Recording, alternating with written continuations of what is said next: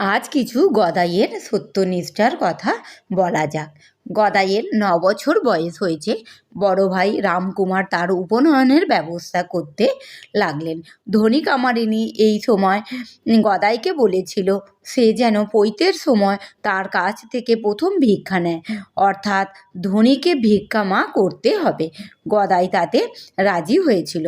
বালকের কথায় বিশ্বাস করে ধনী টাকা পয়সা জোগাড় করে পৈতের জন্য অপেক্ষা করছিল।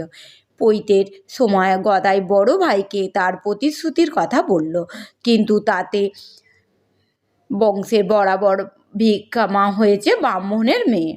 সেজন্য রামকুমারের আপত্তি করলেন, কিন্তু গদাই জেদ করতে লাগলো।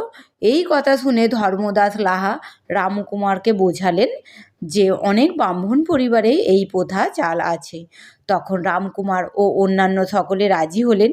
তারপর গদাইয়ের পৈতে হয়ে গেল। ধনী কামারিনী হলো তার ভিক্ষামা। ধনীর কি আনন্দ, এবং সত্য রক্ষার জন্য গদাইও খুব খুশি হলেন।